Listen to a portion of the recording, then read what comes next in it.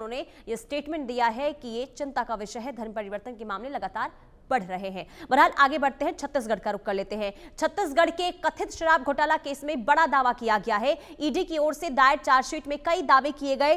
7,000 से ज्यादा पन्नों की 5वीं पूरक चार्जशीट में दावे किए गए हैं। चैतन्य बघेल ने 1,000 करोड़ से ज्यादा की रकम को हैंडल किया है। पैसों की डील के लिए व्हाट्सएप पर बिग बॉस ग्रुप बनाया गया और ग्रुप में चैतन्य बघेल, पुष्पक समेत कई अधिकारी और नेता इसमें शामिल हैं। ईडी के मुताबिक ग्रुप षड्यंत्र और दुष्प्रचार का बड़ा अड्डा है। खासकर ऐसे अधिकारियों की अगर हम बात करें तो वहां पर भी देखिए लगातार जिस तरीके से ये मामला निकलकर सामने आया, ये बता रहा है कि कैसे ये पूरा मामला फलता फूलता रहा। देखिए छत्तीसगढ़ की खबर हम आपको बता रहे हैं, जहां ये चर्चित शराब घोटाला मामला जिसमें ईडी की ओर से 7,000 से अधिक पन्नों की 5वीं पूरक चार्जशीट में कई दावे किए गए हैं, जिसमें दावा यह किया गया है कि चैतन्य बघेल ने 1,000 करोड़ रुपए से ज्यादा की रकम को हैंडल किया। इसके अलावा ईडी का यह भी दावा है कि इन पैसों की डील के लिए व्हाट्सएप में बिग बॉस ग्रुप बनाया गया था। इस ग्रुप में चैतन्य बघेल, उनके मित्र पुष्पक समेत कई अधिकारी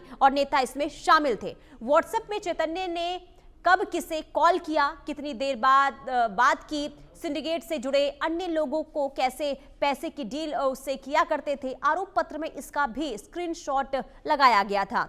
ईडी के मुताबिक ये ग्रुप षड्यंत्र और दुष्प्रचार का बड़ा अड्डा था, खासकर ऐसे अधिकारियों के खिलाफ जो इनके दबाव में नहीं आते थे। जबकि कांग्रेस का दावा यह था कि ये लोग एक दूसरे को जानते तक नहीं। ग्रुप चैट से साबित यह होता है कि ग्रुप के लोग न केवल परिचित थे बल्कि मनगढ़ंत झूठी कहानियां गढ़कर दुष्प्रचार करते थे।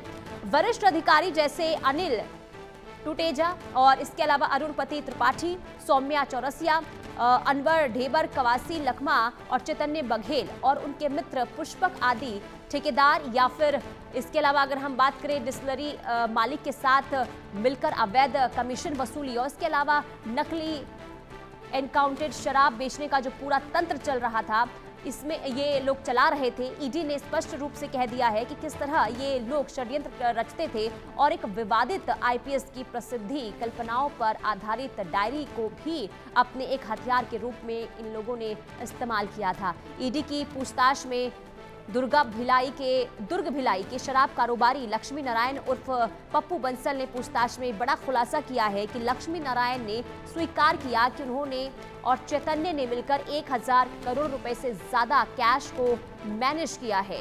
बंसल ने बताया कि ये रकम अनवर ढेबर से दीपेन चावड़ा और फिर कांग्रेस नेताओं रामगोपाल अग्रवाल, के श्रीवास्तव तक पहुंच जाया करती थी। और हमारे साथ हमारे संवाददाता भी जुड़ चुके हैं, उनसे इस खबर को जानने की, समझने की कोशिश करेंगे। देखिए जिस तरीके से पूरा मामला निकलकर सामने आया है, वाकई ये हैरान करने वाला है। देखिए जगजीत सिंह हमारे साथ जुड़ चुके हैं। जगजीत, ये कथित शराब घोटाला जो है, इसमें ईडी की ओर से जो चार्जशीट दायर की गई, इसमें कई दावे किए गए हैं। इसमें क्या अहम बातें बताई गई है, जरा विस्तार से बताइए। बिल्कुल, देखिए सबसे पहले तो मैं आपको ये बता दूं कि ये छत्तीसगढ़ का मामला जरूर है, लेकिन देश का ये सबसे बड़ा शराब घोटाला है। और जिस प्रकार से ईडी की चार्जशीट में चौंकाने वाले दावे हुए हैं, ईडी की 5वीं चार्जशीट में जो बड़ा खुलासा हुआ है, हम उसका जिक्र कर रहे हैं। चैतन्य बघेल ने 1,000 करोड़ से ज्यादा का रकम की हैंडलिंग की है। डील के नाम पे व्हाट्सएप ग्रुप भी एक बनाया गया था जिसका नाम बिग बॉस रखा था।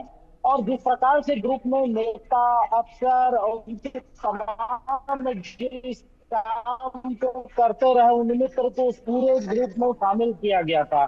चैट और कॉल डिटेल चार्जशीट में शामिल कर दी गई है और इसके साथ ही साथ देखिए अधिकारियों के खिलाफ दुष्प्रचार का जो साजिश है वो भी इसको पूरे चैट ग्रुप से रचा जाता था। अनिल सुतेजा, सौम्या चौरसिया, अनवर ढेबर जैसे कई ऐसे नाम देखिए आज चर्चा में इसलिए बने हुए हैं, देश में चर्चा का विषय इसलिए बना हुआ है क्योंकि ये देश का सबसे बड़ा घोटाला है। और जिस प्रकार से शराब घोटाले में अब दिन प्रतिदिन लगातार कुछ ना कुछ नया अपडेट आ रहा है, क्योंकि ईडी ने लगातार जो चार्जशीट जमा की है उसमें अब नए नए खुलासे भी करते आ रही है।